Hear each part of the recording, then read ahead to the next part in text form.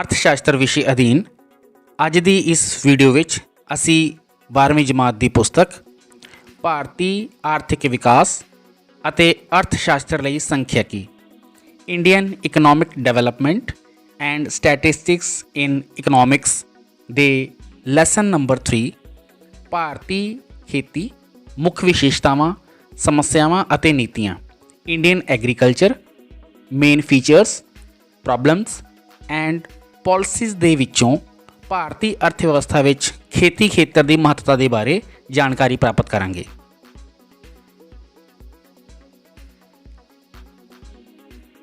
ਭਾਰਤੀ ਅਰਥ ਵਿਵਸਥਾ ਵਿੱਚ ਖੇਤੀ ਦੀ ਮਹੱਤਤਾ importance of agriculture in Indian economy.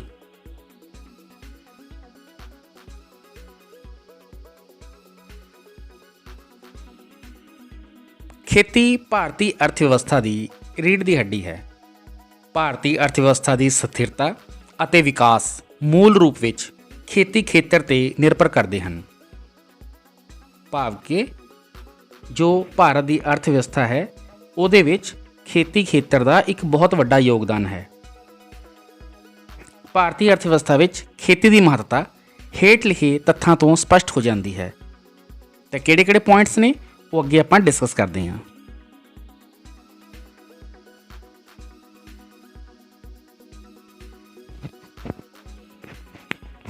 Number 1 ਕੁੱਲ ਘਰੇਲੂ ਉਤਪਾਦ ਵਿੱਚ ਹਿੱਸਾ ਸ਼ੇਅਰ ਇਨ ਗ੍ਰੋਸ ਡੋਮੈਸਟਿਕ ਪ੍ਰੋਡਕਟ।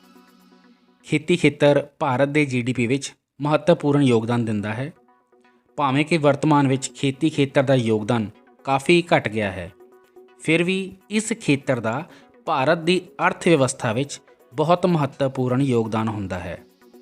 1950-51 ਵਿੱਚ 56.5% ਯੋਗਦਾਨ ਤੋਂ ਘਟ ਕੇ 1990-91 ਵਿੱਚ ਇਸ ਦਾ ਯੋਗਦਾਨ 34% ਸੀ।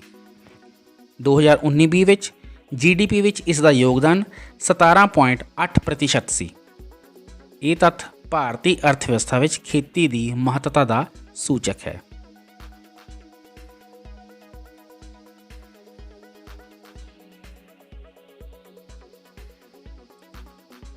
ਨੰਬਰ 2 ਰੁਜ਼ਗਾਰ ਦਾ ਸਭ ਤੋਂ ਵੱਡਾ ਸਰੋਤ largest source of employment. Bharat ਵਿੱਚ ਜਨਸੰਖਿਆ ਦੇ ਬਹੁਤ ਵੱਡੇ ਹਿੱਸੇ ਲਈ ਰੁਜ਼ਗਾਰ ਦਾ ਮੁੱਖ ਸਰੋਤ ਖੇਤੀ ਖੇਤਰ ਹੈ। 1950-51 ਵਿੱਚ ਲਗਭਗ 70% ਭਾਰਤੀ ਜਨਸੰਖਿਆ ਰੁਜ਼ਗਾਰ ਲਈ ਖੇਤੀ 'ਤੇ ਨਿਰਭਰ ਸੀ। ਲਗਭਗ 44% ਭਾਰਤੀ ਜਨਸੰਖਿਆ ਅਜੇ ਤੱਕ ਰੁਜ਼ਗਾਰ ਲਈ ਖੇਤੀ ਖੇਤਰ 'ਤੇ ਨਿਰਭਰ ਕਰਦੀ ਹੈ। ਇਸ ਸੰਦਰਭ ਵਿੱਚ ਜੇਕਰ ਇਸ ਤੱਥ ਨੂੰ ਧਿਆਨ ਵਿੱਚ ਰੱਖਿਆ ਜਾਵੇ ਕਿ ਭਾਰਤ ਦੀ ਜਨਸੰਖਿਆ 1950-51 ਵਿੱਚ 36 ਕਰੋੜ ਸੀ, ਜਦੋਂ ਕਿ ਵਰਤਮਾਨ ਵਿੱਚ ਇਹ ਲਗਭਗ 138 ਕਰੋੜ ਹੈ, ਤਾਂ ਇਹ ਸਪਸ਼ਟ ਹੋਵੇਗਾ ਕਿ ਵਾਸਤਵ ਵਿੱਚ ਰੁਜ਼ਗਾਰ ਲਈ ਖੇਤੀ 'ਤੇ ਆਧਾਰਿਤ ਲੋਕਾਂ ਦੀ ਕੁੱਲ ਸੰਖਿਆ ਵਿੱਚ ਵਾਧਾ ਹੋਇਆ ਹੈ। ਜੇਕਰ ਅੱਜ ਦੀ ਗੱਲ ਕਰੀਏ ਤਾਂ ਭਾਰਤ ਦੀ ਜਨਸੰਖਿਆ ਲਗਭਗ 138 ਕਰੋੜ ਹੈ, ਅਤੇ ਜੇ ਇਸ ਜਨਸੰਖਿਆ ਨੂੰ ਦਾ 44% ਹਿੱਸਾ ਦੇਖਿਆ ਜਾਵੇ ਜੋ ਕਿ ਖੇਤੀ ਖੇਤਰ 'ਤੇ ਨਿਰਭਰ ਹੈ, ਤਾਂ ਉਹ ਲਗਭਗ 55.2 ਕਰੋੜ ਦੀ ਜਨਸੰਖਿਆ ਬਣਦੀ ਹੈ। ਭਾਵ ਕਿ 55.2 ਕਰੋੜ ਲੋਕ ਅੱਜ ਵੀ ਖੇਤੀ ਖੇਤਰ 'ਤੇ ਨਿਰਭਰ ਕਰਦੇ ਹਨ। ਇਸ ਤਰ੍ਹਾਂ ਇਹ ਇੱਕ ਰੁਜ਼ਗਾਰ ਦਾ ਬਹੁਤ ਵੱਡਾ ਸਰੋਤ ਹੈ। ਅੱਗੇ ਚੱਲਦੇ ਹਾਂ।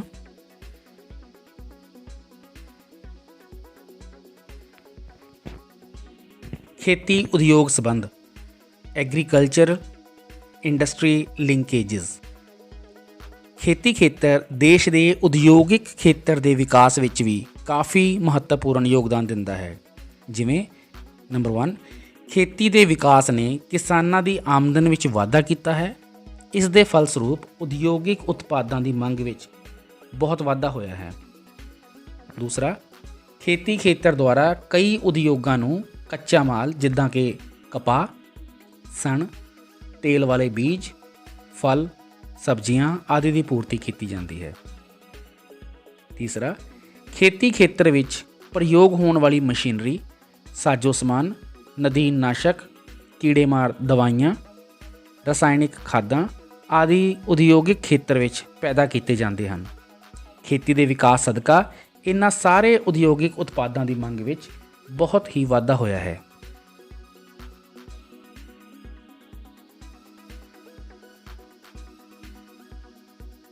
ਨੰਬਰ 4, ਵਿਦੇਸ਼ੀ ਵਪਾਰ ਵਿੱਚ ਯੋਗਦਾਨ, ਕੰਟਰੀਬਿਊਸ਼ਨ ਇਨ ਫੋਰਨ ਟ੍ਰੇਡ। ਖੇਤੀ ਖੇਤਰ ਦੇਸ਼ ਦੇ ਵਿਦੇਸ਼ੀ ਵਪਾਰ ਵਿੱਚ ਵੀ ਮਹੱਤਵਪੂਰਨ ਯੋਗਦਾਨ ਦਿੰਦਾ ਹੈ। 1950-51 ਵਿੱਚ ਖੇਤੀ ਅਤੇ ਸਹਾਇਕ ਧੰਦਿਆਂ ਦਾ ਭਾਰਤ ਦੇ ਕੁੱਲ ਨਿਰਯਾਤਾਂ ਵਿੱਚ 50% ਯੋਗਦਾਨ ਸੀ। 2019-20 ਵਿੱਚ ਇਹ ਲਗਭਗ 11% ਸੀ। ਫਿਰ ਵੀ ਇਹ ਯੋਗਦਾਨ ਬਹੁਤ ਹੀ ਮਹੱਤਵਪੂਰਨ ਹੈ। ਜੇਕਰ ਖੇਤੀ ਦੇ ਵਿਕਾਸ ਲਈ ਨਿਯੋਜਿਤ ਅਤੇ ਉਚਿਤ ਯਤਨ ਕੀਤੇ ਜਾਣ ਤਾਂ ਖੇਤੀ ਖੇਤਰ ਦੇ ਨਿਰਯਾਤਾਂ ਵਿੱਚ ਹੋਰ ਵੀ ਵਾਧਾ ਕੀਤਾ ਜਾ ਸਕਦਾ ਹੈ।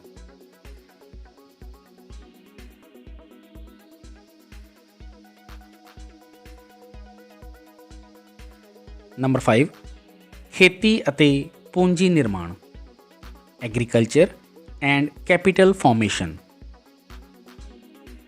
ਖੇਤੀ ਦੇਸ਼ ਵਿੱਚ ਪੂੰਜੀ ਨਿਰਮਾਣ ਦਾ ਵੀ ਮਹੱਤਵਪੂਰਨ ਸਰੋਤ ਹੈ।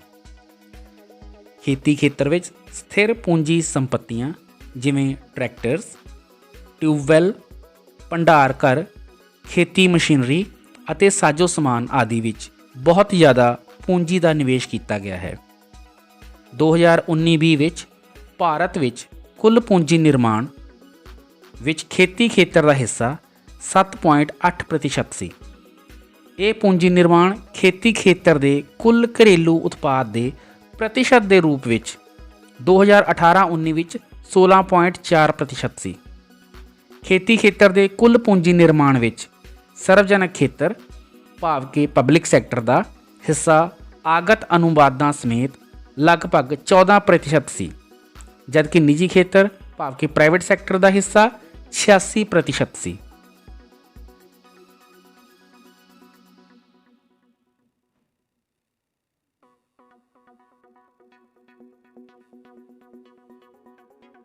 ਨੰਬਰ 6, ਆਰਥਿਕ ਵਾਧੇ ਅਤੇ ਵਿਕਾਸ ਦਾ ਆਧਾਰ, basis of economic growth and economic development. ਖੇਤੀ ਖੇਤਰ ਦਾ ਵਿਕਾਸ ਭਾਰਤੀ ਅਰਥ ਵਿਵਸਥਾ ਦੇ ਵਾਧੇ ਅਤੇ ਵਿਕਾਸ ਦਾ ਕੇਂਦਰ ਬਿੰਦੂ ਹੈ। ਇਹ ਉਹ ਖੇਤਰ ਹੈ ਜਿਸ ਉੱਤੇ ਦੇਸ਼ ਦੀ 44% ਜਨਸੰਖਿਆ ਆਪਣੇ ਰੁਜ਼ਗਾਰ ਅਤੇ ਆਮਦਨ ਲਈ ਨਿਰਭਰ ਕਰਦੀ ਹੈ। ਦੇਸ਼ ਦੀ ਰਾਸ਼ਟਰੀ ਆਮਦਨ, ਰੁਜ਼ਗਾਰ ਸਿਰਜਣ ਅਤੇ ਨਿਰਯਾਤਾਂ ਵਿੱਚ ਖੇਤੀ ਖੇਤਰ ਦਾ ਯੋਗਦਾਨ ਬਹੁਤ ਹੀ ਮਹੱਤਵਪੂਰਨ ਹੈ। ਉਦਯੋਗਾਂ, ਯਾਤਾਯਾਤ, ਦੇਸ਼ ਵਿਚਲੇ ਅੰਦਰੂਨੀ ਵਪਾਰ ਅਤੇ ਬਹੁਤ ਸਾਰੇ ਹੋਰ ਖੇਤਰਾਂ ਦੇ ਵਿਕਾਸ ਵਿੱਚ ਖੇਤੀ ਖੇਤਰ ਮਹੱਤਵਪੂਰਨ ਭੂਮਿਕਾ ਅਦਾ ਕਰਦਾ ਹੈ। ਇਸ ਲਈ ਖੇਤੀ ਖੇਤਰ ਦੇ ਵਿਕਾਸ ਤੋਂ ਬਿਨਾਂ ਭਾਰਤੀ ਅਰਥ ਵਿਵਸਥਾ ਦਾ ਵਿਕਾਸ ਸੰਭਵ ਨਹੀਂ ਹੈ।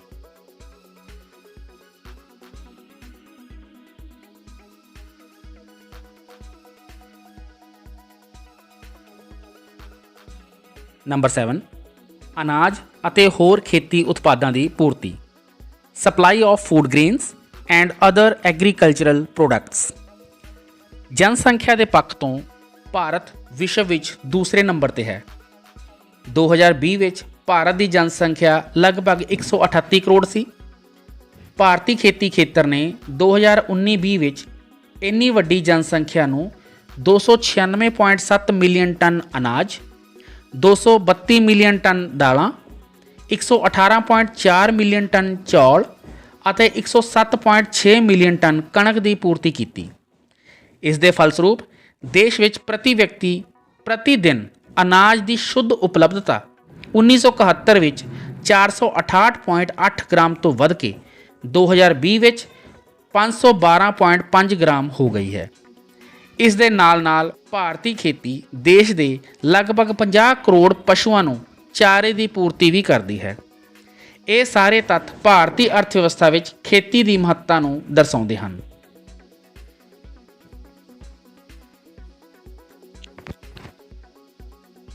ਨੰਬਰ 8, ਆਮਦਨ ਦਾ ਸਰੋਤ, ਸੋਰਸ ਆਫ ਇਨਕਮ।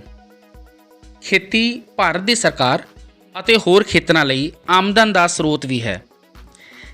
ਕੇਂਦਰੀ ਪੱਧਰ ਤੇ ਭਾਰਤ ਦੀ ਸਰਕਾਰ ਖੇਤੀ ਉਤਪਾਦਾਂ ਉੱਤੇ ਲਗਾਏ ਗਏ ਆਯਾਤ ਨਿਰਯਾਤ ਕਰ ਰਾਹੀਂ ਆਮਦਨ ਪ੍ਰਾਪਤ ਕਰਦੀ ਹੈ।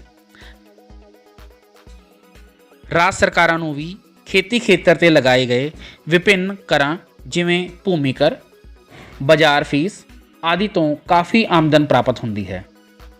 ਇਸੇ ਤਰ੍ਹਾਂ ਹੋਰ ਵੀ ਬਹੁਤ ਸਾਰੇ ਖੇਤਰਾਂ ਜਿਵੇਂ ਰੇਲਵੇ ਜਾਂ ਸੜਕੀ ਯਾਤਾਯਾਤ ਨੂੰ ਖੇਤੀ ਉਤਪਾਦਾਂ ਨੂੰ ਇੱਕ ਥਾਂ ਤੋਂ ਦੂਜੀ ਥਾਂ ਤੇ ਹਸਤਾਂਤਰਨ ਕਰਨ ਸਦਕਾ ਚੋਖੀ ਆਮਦਨ ਪ੍ਰਾਪਤ ਹੁੰਦੀ ਹੈ।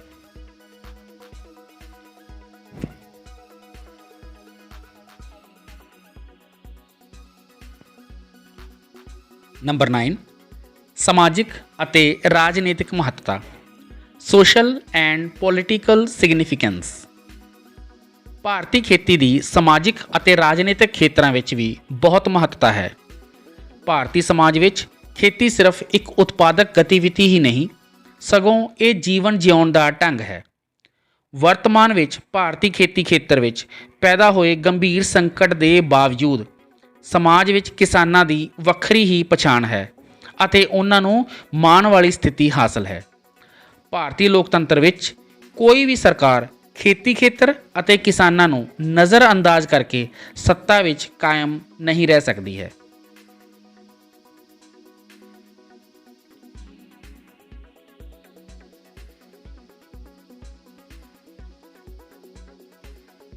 ਨੰਬਰ 10, ਖੇਤੀ ਅਤੇ ਪੇਂਡੂ ਵਿਕਾਸ, ਐਗਰੀਕਲਚਰ ਐਂਡ ਰੂਰਲ ਡਿਵੈਲਪਮੈਂਟ।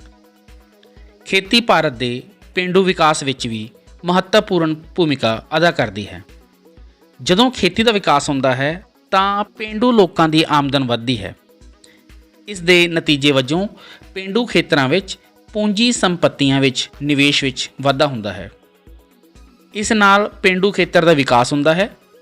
ਸਰਕਾਰ ਦੁਆਰਾ ਵੀ ਖੇਤੀ ਦੇ ਵਿਕਾਸ ਲਈ ਪੇਂਡੂ ਖੇਤਰਾਂ ਦੇ ਆਧਾਰਤ ਢਾਂਚੇ ਵਿੱਚ ਕਾਫੀ ਨਿਵੇਸ਼ ਕੀਤਾ ਜਾਂਦਾ ਹੈ। ਇਸ ਨਾਲ ਵੀ ਪੇਂਡੂ ਵਿਕਾਸ ਉਤਸ਼ਾਹਿਤ ਹੁੰਦਾ ਹੈ। ਪੇਂਡੂ ਵਿਕਾਸ ਅਤੇ ਖੇਤੀ ਖੇਤਰ ਦਾ ਵਿਕਾਸ ਭਾਰਤ ਵਿੱਚ ਇੱਕ ਦੂਸਰੇ ਦੇ ਪੂਰਕ ਹਨ ਅਤੇ ਇੱਕ ਤੋਂ ਬਿਨਾਂ ਦੂਸਰਾ ਅਧੂਰਾ ਹੈ।